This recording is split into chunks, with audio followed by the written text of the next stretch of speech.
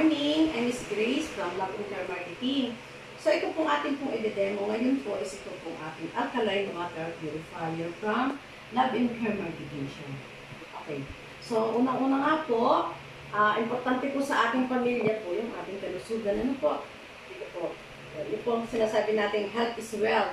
So, ito po yung ating katawan, 75% po is tubig. So, kailangan talagang iniinom natin is malinis na tubig. Ito po yung nagagaling sa ating gripo. Kung mapapansin nyo po, ma'am, malinis siyang tingnan. Ano po? Pero pag pinalabas po natin, dun po makikita po yung mga bacteria at viruses po ng ating tubig. Ano po?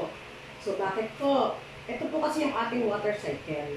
So, bago dumating sa inyong bahay, ang ating tubig, sa inyong gripo, ang ating tubig, marami na po yung tubo po na pinagdadaanan. Sa po ba naroon ang mga tubo? Una-una, nasa ilalim ng lupa, nasa mga kabilang kanal. Ano po? Dati po, may isa po akong kliyente, yung mga bulating maliliit, lumabas ang gripo nila. Kasi hindi po nila napapansin, meron pa ng bukas yung kanila pong tubo sa labas po ng kanilang ako. Ganun po. So, ano po ang mga sakit po na nanggagaling po sa ating tubig? Unang-una yung diarrhea, typhoid fever, dysentery, cholera, para-typhoid fever. Ano po yung mga bacteria? E. coli bacteria. Ano po yung E. coli? So, yung E. coli natin, yung po yung tinatawag natin ng mga bacteria na nanggagaling sa dumi ng tao at dumi ng hayop. Yun, Salmonella typhi. Yun din po yung isa po sa nagiging bacteria po natin. So, ito po ating pong machine, inilabas po ito. Siyempre, para po sa atin. Bakit po? Kasi, unang-una, di ba, ginagawa po natin, tayo bumibili ng tubig. Ano po? Unang-una po, kahit po siya mura lang, pero kung inyo po computein, ilang taon na kayo bumibili, makakomputein nyo, mahal din. Wala kayo na-invest. Ano po? Bukod pa po doon, syempre, dapat po ang mga galon natin, kasi ito po yung plastic, dapat po ay every 6 months to 1 year, pinapalitan na po yung ating galon, yung mga refilling station. O kaya kahit po tayo, kung tayo po may sariling galon, kailangan po palitan po natin kasi plastic po yan. Isa po ito sa nagiging cause po ng cancer sa mga UTI, sa mga bata. Isa rin po yun kasi plastic po siya, na-expire na rin po yung plastic po natin. Bukod pa po doon, syempre, kung kayo po iba ng galon na sarili, magagaling po sa ating binibilahan. Pag po naubos, di ba, deliver sa inyo si galon, kapag naubos, papalitan ulit ng bago. Ano po? Ibig sabihin na nagaling na rin po sa iba't ibang bahay. Ano po kung na panggalingan naman pala is medyo may sakit na, ng mga ano, syempre tayo po ay importante sa atin nga, kaya nga ibig sabihin is kailangan natin ng malinis. Ano po? So, kung kayo pinigalit po pong machine, hindi na po natin kailangan naman. At least po, iwas sakit tayo po tayo. Yun naman kung iba gumagamit po ng filter. Yan, di ba? Filter naman po yung nilalagay po sa ating gripo. Yun po, nagsasala lang po yun ng mga dumi ng tubig, buhangin, pero yung pong ating pong bacteria, andyan pa rin po siya. Maiinom pa rin po natin. Isa pa rin nga po ito sa nagiging breeding ground. Nasisave mo ba naman? Nasisave mo? Forward ko na lang sa'yo. Yan po ay nagiging breeding ground din po siya ng mga bacteria. So, ito naman po yung iba, gumagamit po ng, umiinom po ng pinakuluan. Yun. Ano nangyari? Ayos na, save na. Inaano ko nga para mag-video ulit. Bago po natin masabi po, safe po ang ating pinakulo, kailangan po 20 minutes po siyang pakulo. Kasi may mga bacteria rin po tayo na nabubuhay po sa init ng tubig. So, kailangan po 20 minutes. So, na makonsumo po sa gasol at bukod pa po doon, wala na po siyang mineral. Yun po. Naka-video ka ba? Hindi. Ay, kailangan. Forward ko na lang sa'yo. So, ito po yung ating ito po yung ating machine. So, inilabas po ito. Ako na. Hinahanap ko yung video mo. Yan, ito. Meron po siyang 6 stages. Dati po kasi is 5 stages po siya. Dali. Dito po unang dadaan. Dito po unang dadaan po yung ating tubig. Meron po siyang 5 stages po sa loob. Ito po yung tinatawag po natin sediment filter. Kung mapapansin niyo po, di ba sa mga refilling station, malalaking chamber, ano po yung kulay blue na malalaki. So, ito po pang bahay, pero ito po naman unlimited. Pwede pa rin kayo magbigay sa mga kapitbahay natin. Kasi unlimited naman po ang tubig po niya. So, ito po, dito po unang dadaan po yung ating tubig. Ito po yung tinatawag natin sediment filter. Ito po yung nagsasala po ng mga buhangin, lumot, kalawang po ng ating tubig.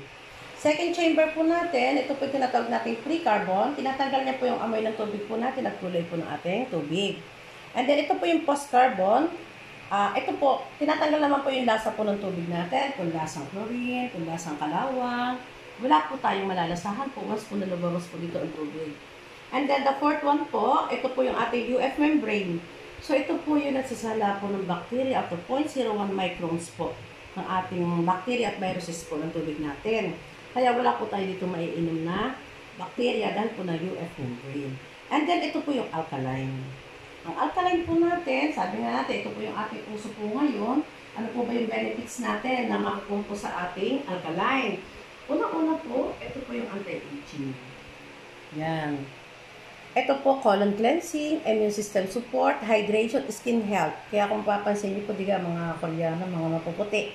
Kasi doon po more alkaline po siya eh.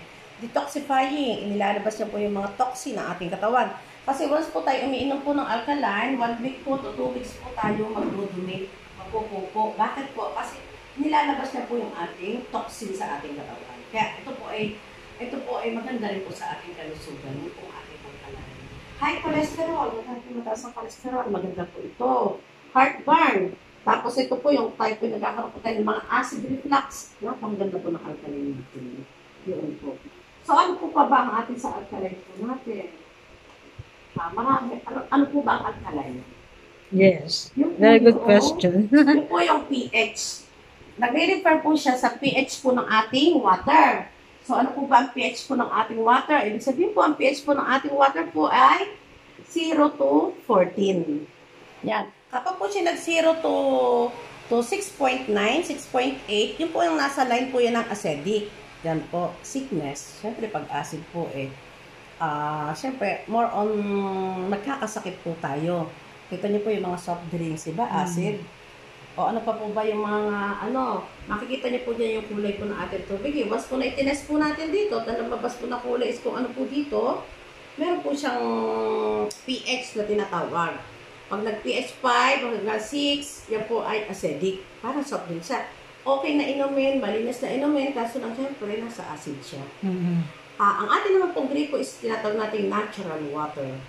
Okay po ang ating gripo, kaso lang syempre nga, dumadaan sa mga tubo, wala tayong pansala, kaya po hindi nagiging maganda. Nainom po yung bacteria. Pero kung tutusin po, maganda rin po yung sa ating gripo kasi may mga mineral po yan, magnesium, kompleto po, ayan.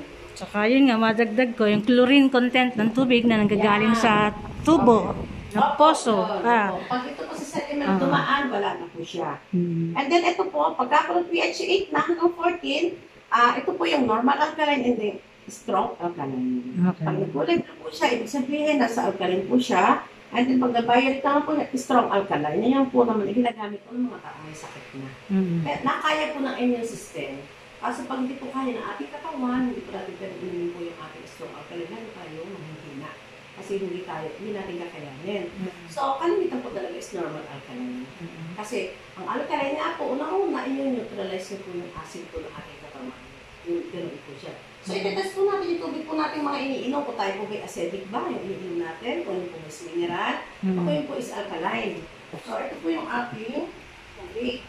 So, Ma'am Grace, ito po mga boteng ito, yun ang tunay na laman niya. Apa. So, galing to sa, syempre, sa grocery store. Commercial water yan. So, naglagay na po kami ng mga sample kanina. Sige, yung muna yan. Para makita natin kung ano yung reaction, kung siya ba ay acidic or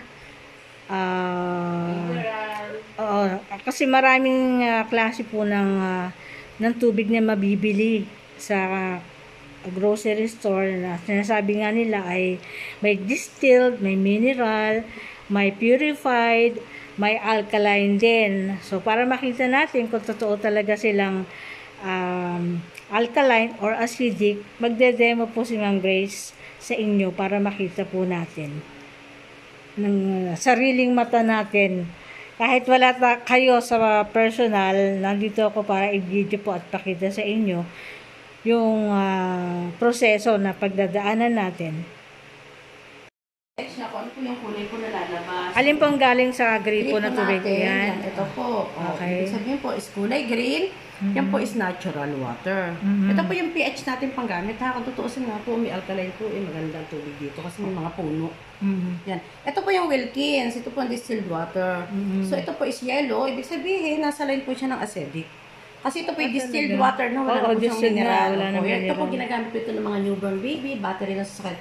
Ito po yung nabibili po natin sa pH 9 sa 7-Eleven. Oo. Yan, ito po alkaline tayo. Sure tayo dito na alkaline kasi ito po is pH 9. Oo. Yan, kulay blue. Mapapasin niyo po, di ba? Kulay blue. Ito yung guidelines na lobat Yes, na ito pong wala aqua sweet. Aqua sweet po natin is purified. Kulay green. Nag-yellow din po siya.